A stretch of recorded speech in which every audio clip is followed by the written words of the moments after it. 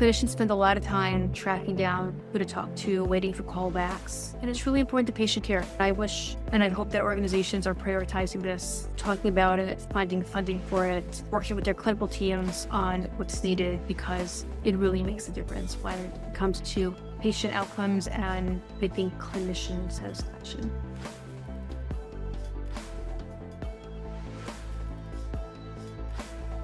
They'll have telephones, they have pagers, they have call center software, they'll have scheduling systems. None of these things are coordinated or integrated. Let's use the event of a really acute situation for a patient that's, for example, unstable. The more different channels you have, the more work you're putting on the clinician to figure out which channel do I need to use. If I'm getting paid and I'm salaried to work 10 shifts a month, then I only want to work 10 shifts a month. If I want to pick up extra, that's something that we'll talk about later, but don't put me on the schedule for 12. I just need 10.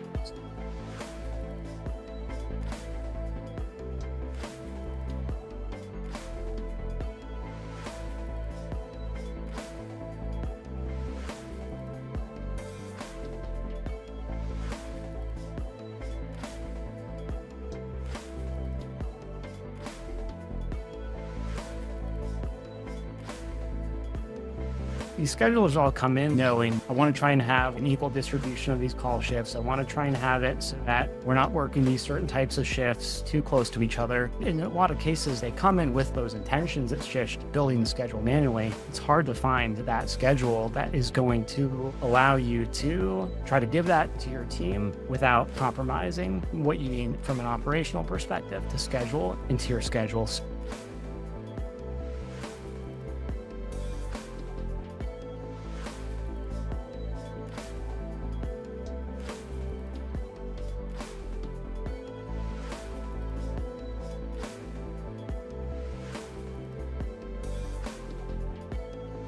When you reduce friction and toil for your doctors and nurses, and you put platforms in place that are promoting fairness, you're going to get better retention of those. There's a huge denominator value associated with retaining those roles.